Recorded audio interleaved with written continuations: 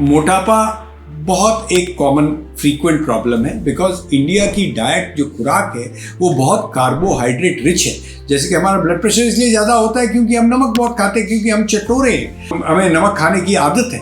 और इसी प्रकार हम कार्बोहाइड्रेट्स ज़्यादा लेते हैं। हम रोटी, चावल, दाल, आलू, ये इनकी सब्जियां ज़्यादा सेवन करते हैं, तो इस सब से हमारा मोटापा होने की संभावना है। दूसरा, हम एक्सरसाइज बहुत कम करते हैं।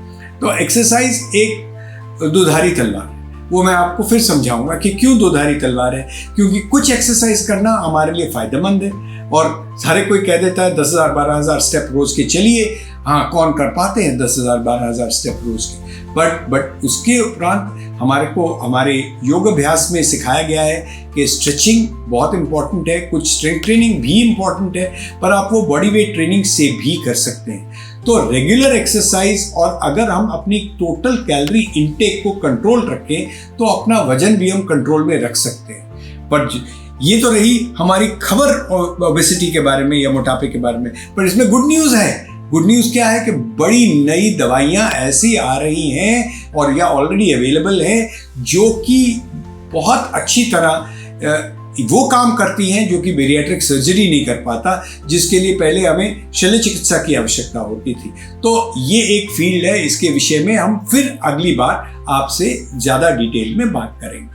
इसके बाद मैं 2 मिनट लूँगा आपके स्लीप के बारे में। नॉर्मली पूछा जाता है कि आप कितना सोते हैं, कितना सोना अनिवार्य है। अभी मेरे से किसी ने पूछा।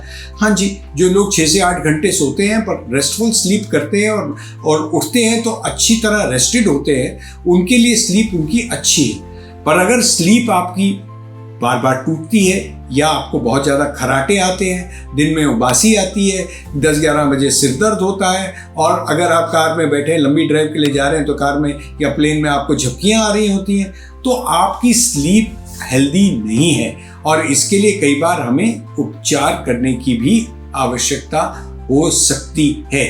तो ये रहे कुछ रिस्क फैक्टर्स और ये उनके कुछ समाधान इस एपिसोड में यहाँ तक। अगली बार हम कुछ लक्षणों का डिस्कस करेंगे कि हृदय रोग के क्या लक्षण होते हैं और उनका क्या हमें टाइमली उपचार करने से फायदा है। नमस्कार।